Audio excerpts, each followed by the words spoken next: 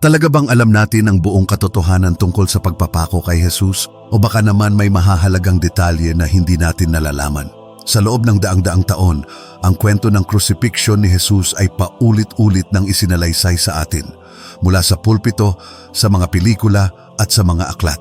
Ngunit may ilang nakakagulat na katotohanan na bihirang pinag-uusapan, mga detalye na maaring magbigay ng mas malalim na pag-unawa sa huling sandali ng ating Panginoon. Sa video na ito, tatalakay natin ang sedon na katagong katotohanan tungkol sa pagpapako kay Jesus, mga detalyeng hindi madalas banggitin sa mga tradisyonal na kwento ng simbahan. Mula sa tunay na hugis ng krus hanggang sa misteryosong pangyayaring naganap sa kalangitan noong siya'y namatay. Kaya siguraduhing manatili hanggang dulo dahil tiyak na magugulat ka sa ilan sa mga matutuklasan natin. Una, hindi lang si Jesus ang pinako sa krus. Kapag naririnig natin ang kwento ng pagpapako sa krus, madalas nating iniisip na si Jesus lamang ang pinatawan ng ganitong kalupit na parusa. Ngunit alam mo bang sa panahong iyon, daan-daang iba pang Hudyo ang ipinapako rin ng mga Romano? Ang crucifixion ay isang malupit at nakakapangilabot na paraan ng parusa na ginagamit ng mga Romano laban sa sinumang itinuturing nilang banta sa kanilang kapangyarihan. At si Jesus, isa lamang siya sa marami na dumanas ng parehong kapalaran. Ayon sa mga sinaunang tala ng kasaysayan, lalo na mula kay Flavius Josephus, isang kilalang historiador ng panahong iyon, libu-libong Hudyo ang ipinako sa krus noong mga panahong may paghihimagsik laban sa Roma. Sa katunayan, noong 70 AD, matapos salakayin ng mga Romano ang Jerusalem, umabot sa napakaraming tao ang ipinako sa krus na halos maubos na ang mga punong kahoy sa paligid. Maging ang dalawang kriminal na kasama ni Jesus sa krus ay bahagi lamang ng mas malaking kampanya ng pagpapahirap. Ngunit sila nga ba'y tunay na masasamang loob o posibleng mga rebelding Hudyo na lumaban sa pamamahala ng Roma? Isang tanong na patuloy na pinagdedebatehan ng mga eksperto. Ngunit isang bagay ang sigurado, ang pagpapako kay Jesus ay hindi isang natatanging pangyayari. Isa itong malupit na parusang madalas gawin ng mga Romano upang ipakita ang kanilang walang awang kapangyarihan. Ngunit may isang detalye tungkol sa mismong krus na maaaring magpabago ng ating pananaw. Ang tunay na anyo nito, at yan ang ating susunod na pag-uusapan. Pangalawa, ang tunay na hugis ng krus. Kapag iniisip natin ang krus kung saan ipinako si Jesus, madalas nating nai-imagine ang klasikong simbolo, isang mahabang patayong kahoy na may pahalang na poste. Ngunit, totoo nga ba ito? O maaaring iba ang tunay na anyo ng krus ni Jesus? Sa orihinal na Griegong sinulat ng Bagong Tipan, ang ginamit na salita para sa krus ay stauros. Isang salitang maaaring mga hulugan ng isang simpleng tuwid na kahoy. Ibig sabihin, hindi tiyak kung ang krus ni Jesus ay talagang may pahalang na poste o kung ito'y isang simpleng patayong kahoy lamang. Ayon sa ilang historiador at iskolar ng Biblia, may posibilidad na ang tradisyonal na imahe ng krus ay isang interpretasyon lamang na lumitaw pagkalipas ng maraming siglo. Ang ilang lumang ebidensya ay nagpapakita na ang ginamit na parusa ng mga Romano ay maaaring kahalintulad ng isang T o kahit isang simpleng patayo na poste. Kung ganito nga ang kaso, ano ang ibig sabihin nito para sa ating pananaw tungkol sa krus ni Jesus? Bagamat hindi nito binabago ang kahalagahan ng kanyang sakripisyo, binibigyang liwanag nito kung paano maaaring nagbago ang ating pagkaunawa sa kasaysayan sa paglipas ng panahon. Ngunit kung ganito ang kaso, paano kaya ipinako si Jesus sa kanyang krus? At posible bang hindi sa mga palad niya idinaan ang mga pako, kundi sa ibang bahagi ng kanyang katawan?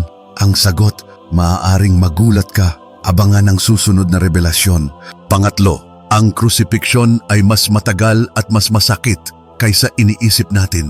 Marami sa atin ang iniisip na ang pagpapako sa krus ay isang mabilis na paraan ng pagpatay. Ngunit ang totoo, isa ito sa pinakamabagal at pinakamasakit na uri ng parusa na naimbento ng mga Romano. Sa karamihan ng mga kaso, ang mga ipinapako sa krus ay hindi agad namamatay. Sa halip, sila'y naghihirap ng maraming oras. Minsan pa nga'y inaabot ng 2 hanggang 3 araw bago tuluyang bawian ang buhay.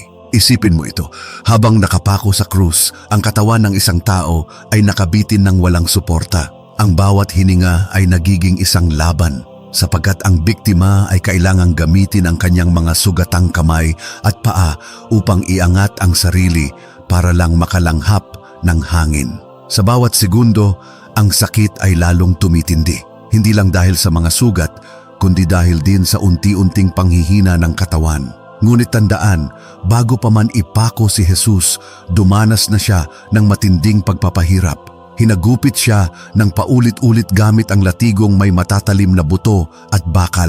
Ang ganitong klase ng paglatigo ay hindi lamang nagiiwan ng pasa, kundi humahati mismo sa balat at laman na nagiging sanhi ng matinding pagdurugo. Sa dami ng sugat at hirap na dinanas niya, posibleng hindi na sapat ang lakas ng kanyang katawan upang mabuhay ng matagal sa krus. Kaya naman hindi nakapagtataka na namatay siya ng mas mabilis kaysa sa inaasahan ng mga Romano. Ngunit isang bagay ang naging palaisipan sa maraming eksperto. Talaga bang sa mga palad ipinako si Jesus? O baka naman sa ibang bahagi ng kanyang katawan?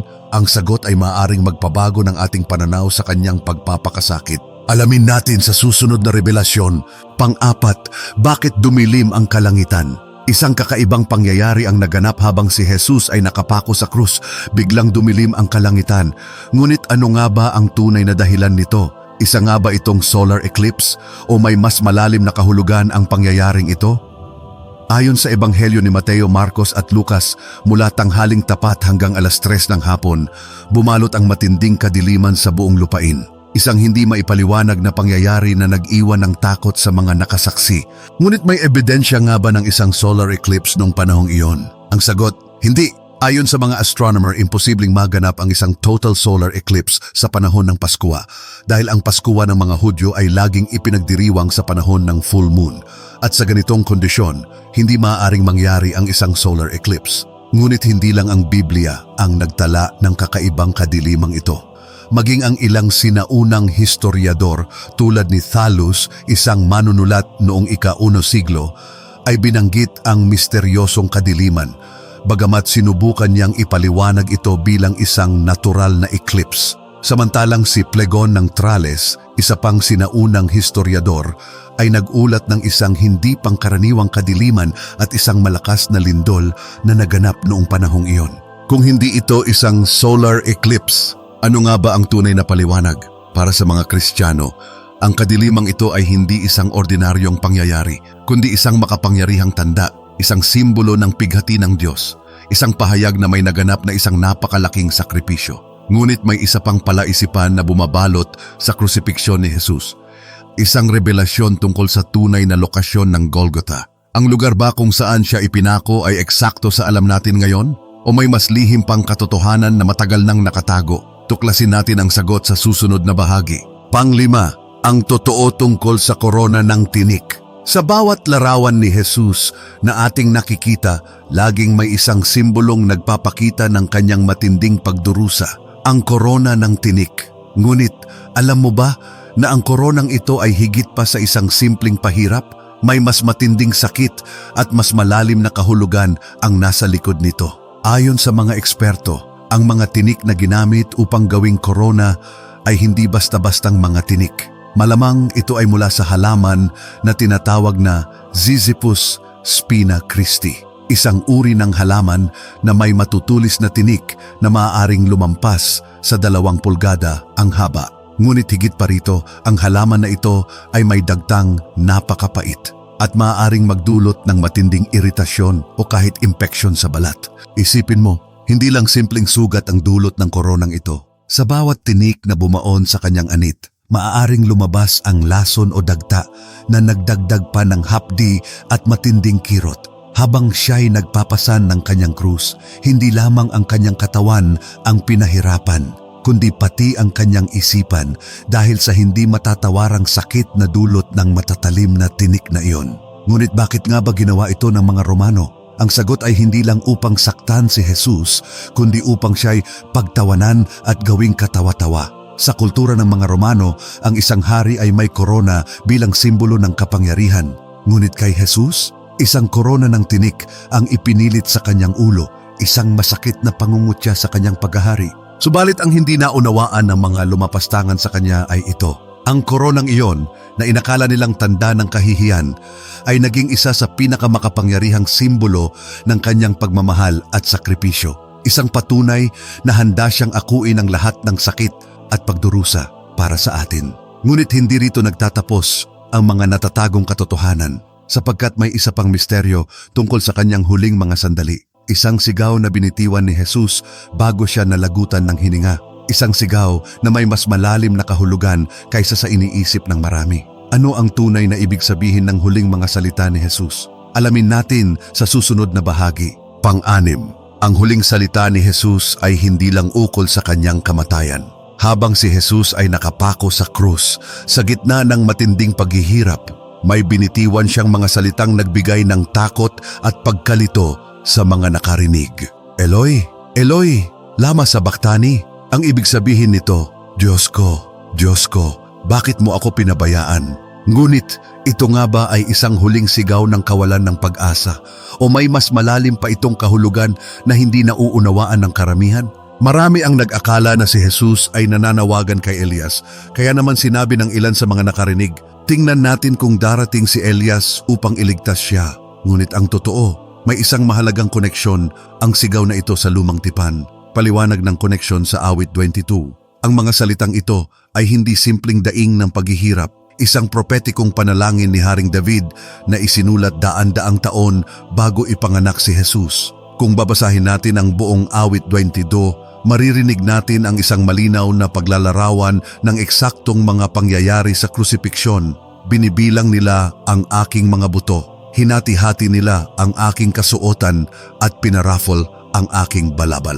At higit sa lahat, sa dulo ng awit 22, makikita natin ang isang mensahe ng tagumpay, ang pagluwalhati ng Diyos at ang kanyang plano ng kaligtasan. Sa madaling salita, ang sigaw ni Jesus ay hindi lamang pahayag ng sakit at pagdurusa, kundi isang malalim na mensahe sa mga nakakarinig. Tingnan ninyo ang awit 22. Ito ay natutupad ngayon sa inyong harapan. Sa huli, ang mga salitang ito ay hindi nangangahulugan na tinalikuran siya ng Diyos, kundi isang pahayag na ang propesiya ay nagaganap at ang plano ng kaligtasan ay natutupad. Ngunit may isa pang misteryo na bumabalot sa mga huling sandali ni Jesus. Isang kaganapan na naganap matapos niyang bawian ng buhay, ang kakaibang reaksyon ng mga Romano na nakasaksi ng lahat. Ano ang nakita nila na nagpagimbal sa kanila? Alamin natin sa huling bahagi. Pang-7. Ang lihim ng dugo at tubig na lumabas sa kanyang tagiliran. Matapos ang lahat ng paghihirap at sakit, sa wakas, si Jesus ay pumanaw sa krus. Ngunit isang huling kaganapan ang nagpagimbal sa mga nakasaksi. Isang Romanong sundalo ang lumapit at sinalaksak ng sibat ang kanyang tagiliran. At sa lahat ng maaaring mangyari, isang misteryosong bagay ang nakita nila, dugo at tubig, sabay na dumaloy mula sa kanyang sugat. Ngunit bakit may lumabas na tubig? Ano ang ibig sabihin nito? Ayon sa mga doktor at eksperto sa medisina, ang paghahalo ng dugo at likido ay indikasyon ng matinding trauma sa katawan. Isa itong palatandaan na si Jesus ay maaaring namatay dahil sa cardiac rupture, isang literal na pusong pumutok sa labis na pagdurusa. O maaari rin itong sanhi ng likidong naiipon sa paligid ng baga, bunga ng matinding hirap na dinanas niya bago pa man ipako. Ngunit para sa mga Hudyo noong panahong iyon, ang tagpong ito ay hindi lamang isang pangyayari sa medisina, kundi isang katuparan ng propesiya. Sa Zacarias 12:10, isinulat daan-daang taon bago ang krusipiksyon at kanilang titingnan siya na kanilang sinaksak. At hindi lang iyon, sa Exodo sa panahon ng pag-aalay ng kordero sa Paskua, may isang mahigpit na utos, huwag ninyong babaliin ang kanyang mga buto. At ano ang nangyari sa krusipiksyon? Hindi binali ng mga Romano ang buto ni Jesus, taliwas sa ginawa nila sa dalawang kriminal na kasama niya. Sa pananampalatayang Kristiyano, ang dugong lumabas ay sumisimbolo sa sakripisyo ni Jesus para sa kasalanan ng sanlibutan, habang ang tubig ay sumisimbolo sa bagong buhay at kalinisan mula sa kasalanan, isang mensahe ng kamatayan at muling pagkabuhay. At sa mga sandaling iyon, ang Romanong sundalo na sumaksak sa kanya ay napaluhod at nagsabi, tunay ngang ito ang anak ng Diyos. Isang pahayag mula sa isang tao na hindi Hudyo, ngunit siya mismo ang nakakita ng katotohanan. Sa buong episode na ito, natuklasan natin ang 7 hidden truths tungkol sa pagpapako kay Jesus, mga detalyang bihirang pag-usapan sa loob ng simbahan. Ngunit may malalim na kahulugan sa kasaysayan at pananampalataya.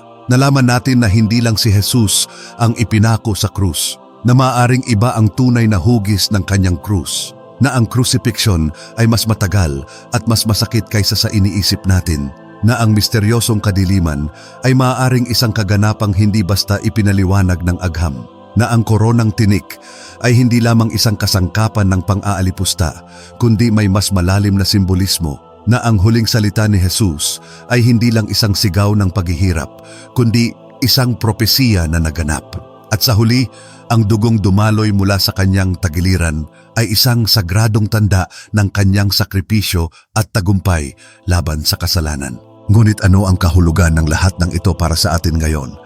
Ang mga revelasyong ito ay nagpapaalala sa atin na ang kwento ng crucifixion ay hindi lamang isang pangyayaring historikal, kundi isang pagpapahayag ng pag-ibig ng Diyos sa sangkatauhan. Isang sakripisyong hindi natin lubos na maiintindihan, ngunit may kapangyarihang baguhin ang ating pananampalataya at buhay. Ano sa tingin mo ang pinaka-nakamamanghang katotohanan na ating tinalakay? I-comment ito sa ibaba at ibahagi ang iyong opinyon. At kung gusto mong malaman pa ang iba pang mga nakatagong katotohanan tungkol sa Biblia, huwag kalimutang i-like, i-subscribe at i-click ang notification bell para hindi mo ma-miss ang susunod naming video. Maraming salamat sa panonood. Hanggang sa susunod, pagpalain ka nawa.